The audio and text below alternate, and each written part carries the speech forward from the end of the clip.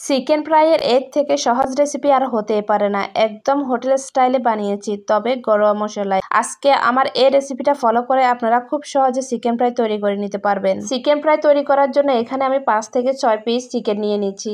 এখন চিকেনগুলোকে আমি হালকা করে কেটে দেব, যাতে মশলাগুলো চিকেনের ভিতরে ভালো করে ঢুকে। এভাবে করে আমি সবগুলো চিকেনে কেটে নিচ্ছি। চিকেনগুলো কাটা হয়ে গেলে এখানে আমি উপকরণগুলো দিয়ে দেব। এখন দিব স্বাদমতো লবণ। লবণটা একটু বুঝিয়ে দিতে হবে, কারণ এখানে সয়া সস ব্যবহার করা হবে। সয়া সসের মধ্যে কিন্তু লবণ থাকে। দিয়ে দিব 1 চা চামচ পরিমাণে আদা রসুন বাটা, 1/2 চা চামচ পরিমাণে মরিচের গুঁড়া, 1/2 চা চামচ পরিমাণে ধনিয়া জিরার গুঁড়া, 1/2 চা চামচ পরিমাণে গরম মশলার গুঁড়া, 1 চা চামচ পরিমাণে সয়া সস, 2 টেবিল চামচ পরিমাণে লেবুর রস। লেবুর রসের পরিবর্তে আপনারা টক দই ব্যবহার করতে পারেন।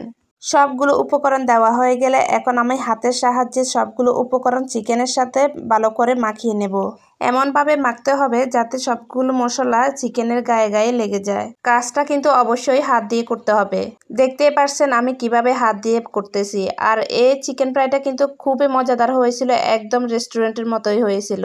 এখন আমি রেস্টে রেখে দেব প্রায় 2 ঘন্টার মতো। আপনারা চাইলে 1 ঘন্টা রেখেও বানিয়ে নিতে পারেন। চিকেনটা কোট করার জন্য এখানে আমি প্রায় 2 কাপ পরিমাণে ময়দা নিয়েছি। ময়দার সাথে এখানে প্রায় 1 চামচ পরিমাণে কর্নফ্লাওয়ার দিয়েছি। আর কর্নফ্লাওয়ার যদি হাতের কাছে না থাকে তাহলে এটা স্কিপ করতে পারেন না, শুধু ময়দা দিয়েও আপনারা কোট করে নিতে পারবেন। দিয়েছি 1 চা চামচ পরিমাণে লাল মরিচের গুঁড়া আর স্বাদ মতো লবণ। এখন সবগুলো উপকরণ ভালো করে একদম মিশিয়ে নেব। এখন ময়দার মিশ্রণটাকে এক পাশে রেখে চিকেনগুলোকে এখন আমি একটু ভালো করে মেখে নেব। চিকেনটা কোট করার আগে হাত দিয়ে এরকম ভালো করে ওলট পালট করে মেখে নেবেন। দেখতেই পারছেন চিকেনটা কোট করার আগে আমি হাত দিয়ে ভালো করে একদম মেখে নিতেছি। এখন চিকেনগুলোকে আমি ময়দার সাথে কোট করে নেব। প্রথমে আমি একটা লেগ পিস ময়দার মধ্যে দিয়ে দিয়েছি। হাতের সাহায্যে প্রথমে ময়দা মাখিয়ে নেব। চিকেনটার সাথে ময়দা মিশ্রণের সাথে খুব ভালো করে চিকেনটাকে কোট করে নিতে হবে। কাজটা কিন্তু অবশ্যই সময় নিয়ে ধৈর্য সহকারে করতে হবে। এই যে প্রথমবার ময়দা মেখে আমি কোট করে নিয়েছি। এখন আমি একটা বাটির মধ্যে ঠান্ডা পানি নিয়েছি। এখন পানিটার মধ্যে দিয়ে দিব কোট করা চিকেনটা। সেম প্রসেসে কিন্তু আমি বাকি চিকেনগুলোকে কিন্তু কোট করে নিয়েছি। কোট করে এখন পানির মধ্যে দিয়ে দেব। প্রায় 20 সেকেন্ডের মতো রেখে এখন চিকেনটাকে আমি উঠিয়ে নেব। আবারও সেই ময়দা মিশ্রণের মধ্যে চিকেনটাকে দিয়ে দেব। আমি কিন্তু এই কাজটা একবারে করছি, আপনারা কিন্তু 2-3 বারও করে নিতে পারবেন। তাহলে কিন্তু ময়দার লেয়ারটা কিন্তু মোটা হবে, খেতে কিন্তু অনেকটা ক্রিস্পি হবে। আর এই কাজটা আমি কিন্তু একবারে করেছি। ময়দার মধ্যে চিকেনটাকে আমি আবারও একদম হাত দিয়ে চেপে চেপে কিন্তু কোট করে নিচ্ছি। এরপরে চিকেনটাকে একদম ভালো করে জেরে নিব, যাতে অবশিষ্ট যে ময়দা লেগে আছে সেগুলো পড়ে যায়। এভাবে করে আমি বাকি চিকেনগুলো কিন্তু ময়দার মধ্যে আবারও কোট করে নেব।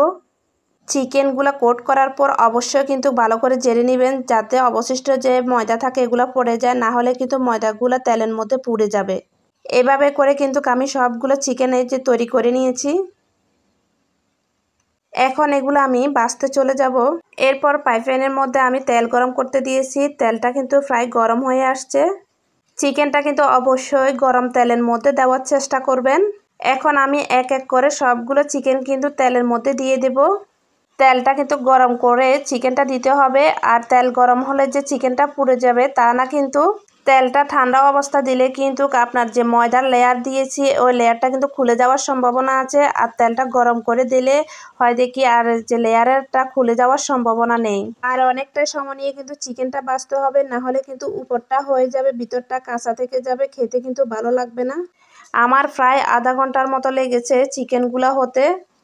চুলার আঁচটা প্রথম অবস্থা হাই থাকলে পরবর্তী কিন্তু একটু কমিয়ে দিতে হবে। আর এভাবে লো আঁচে রেখে আস্তে আস্তে কিন্তু চিকেনগুলোকে ভাজতে হবে। এর মধ্যে কিন্তু আমি বেশ কয়েকবার চিকেনগুলোকে উল্টিয়ে পাল্টিয়ে দিয়েছি, নেড়ে চেড়ে দিয়েছি। আর এভাবে আস্তে আস্তে ভাজতে ভাজতে দেখবেন যে চিকেনের উপরে খুব সুন্দর একটা কালার চলে আসবে। আপনারা এভাবে আমার রেসিপিটা ফলো করে কিন্তু খুব সহজভাবে চিকেন ফ্রাইটা করে নিতে পারবেন। আর আমার এই সহজ চিকেন ফ্রাই রেসিপিটা আপনাদের কাছে কেমন লাগছে অবশ্যই কমেন্ট করে জানাবেন।